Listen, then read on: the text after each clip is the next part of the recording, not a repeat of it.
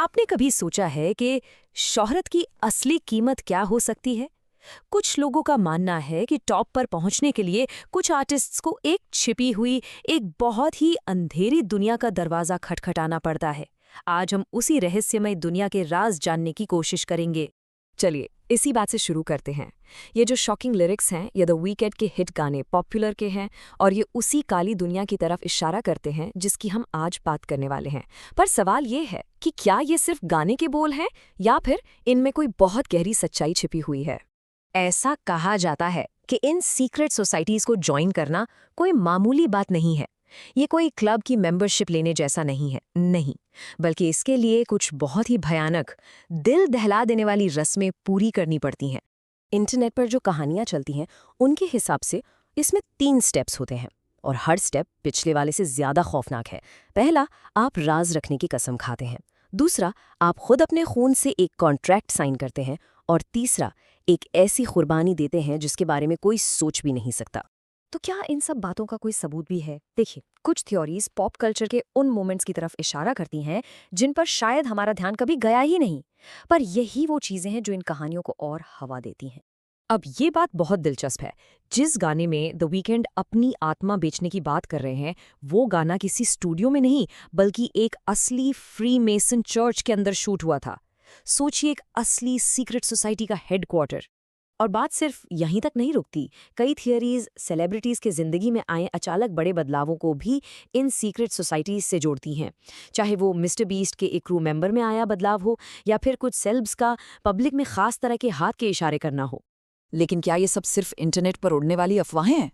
हमारी कहानी के हीरो ने फैसला किया कि वो खुद इसकी तह तक जाएंगे, और उन्हें ऐसा करने का मौका तब मिला जब उन्हें एक सीधा इनविटेशन आया। चलिए देखते हैं कि कहानी आगे क्या मोड़ लेती है। वो सिर्फ ऑनलाइन रिसर्च नहीं कर रहे थे। नहीं, वो सच का पता लगाने के लिए मुंबई के कोलाबा में मौजूद असली फ्रीमेसन चर्च पहुंच गए। वहां उनकी मुलाकात एक ग्रैंड मास्टर से होनी थी, और जो सच सामने आने वाला था उसकी उम्मीद किसी को नहीं थी।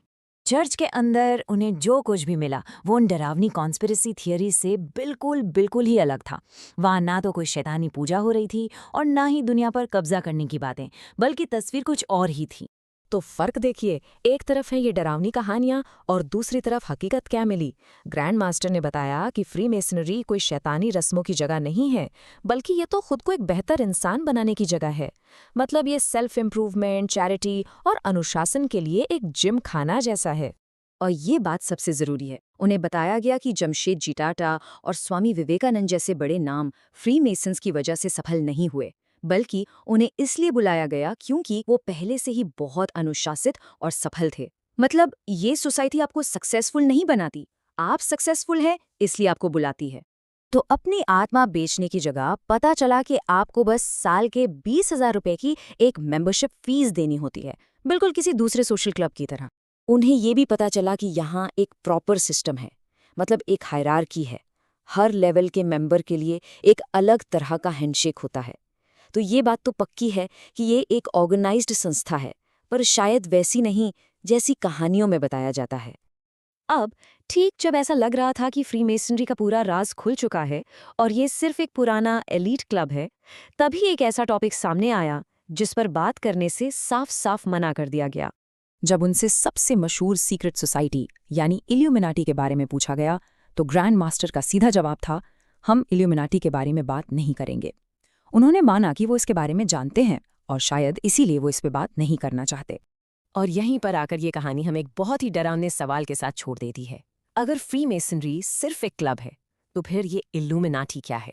और उसका राज इतना खतरनाक क्यों है कि फ्रीमेसन्स जैसा ताकतवर संगठन भी उसका नाम लेने से डरता है?